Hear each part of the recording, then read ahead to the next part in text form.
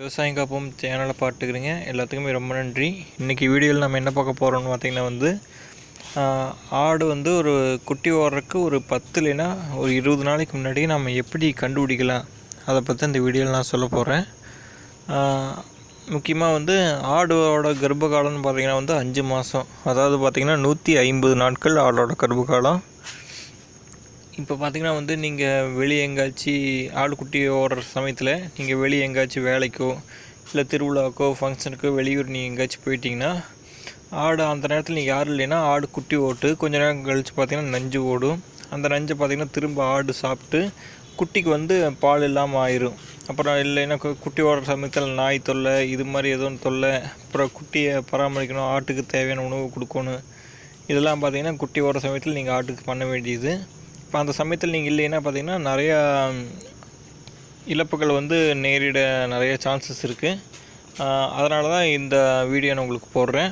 இப்போ அங்கே எப்படி ஆடு குட்டி ஓடுறத முன்னாடியே கண்டுபிடிக்கலாம், அதை ஸ்டார்டிங் ஒவ்வொன்றா சொல்ல ஆரம்பிக்கிறேன். முதல் விஷயம் என்னென்னு பார்த்திங்கன்னா ஆட்டோட மடி.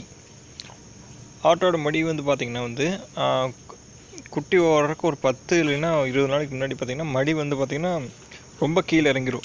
முன்னாடி இருந்ததை விட பார்த்திங்கன்னா ரொம்ப மடி ரொம்ப கீழே இறங்க ஆரம்பிச்சிடும். இந்த ஆடு பார்த்திங்கன்னா இது செனை தான். ஆனால் இது பார்த்திங்கன்னா எனக்கு தெரிஞ்ச ஒரு 4 மாதம் 3 மாதம் செனையாக இருக்குன்னு நினைக்கிறேன். இந்த பார்த்திங்கன்னா மடி கொஞ்சம் கீழே இறங்கியிருக்கு.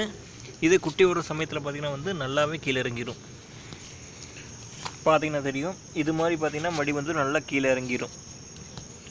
அப்புறம் ரெண்டாவது முக்கியமான விஷயம் என்னென்னு பார்த்திங்கன்னா ஆட்டோட வாளுக்கு பார்த்திங்களா, வாழை பார்த்திங்கன்னா அடிக்கடி பார்த்திங்கன்னா ஆட்டிகிட்டே இருக்கும். அப்புறம் என்ன பண்ணணும் பார்த்திங்கன்னா அதோட தலையை கொண்டு பார்த்திங்கன்னா வயிற்று மேலே வச்சு படுத்துக்கும். இதெல்லாம் எதுக்குன்னு பார்த்திங்கன்னா இந்த வயிறு வலி குட்டி வர மாதிரிக்கு வயிறு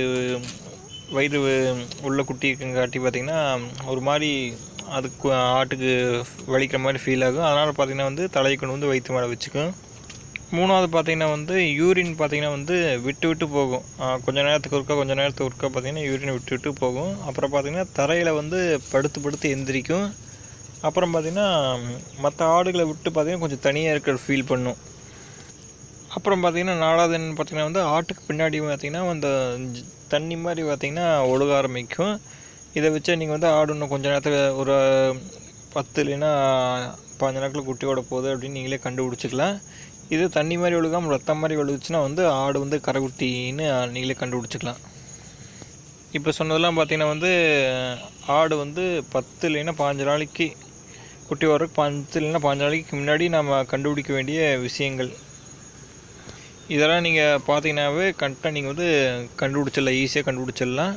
இதெல்லாம் பார்த்திங்கன்னா என்னோடய அனுபவத்தில் நான் தெரிஞ்சுக்கிட்டது. குட்டி ஓடுறதுக்கப்புறம் என்னென்ன பண்ண வேண்டியது, என்னென்ன பண்ணலாம், அதை உங்களுக்கு அந்த ஆடு குட்டி ஓடுறதுக்கப்புறம் உங்களுக்கு நான் சொல்கிறேன். நன்றி, தேங்க்யூ.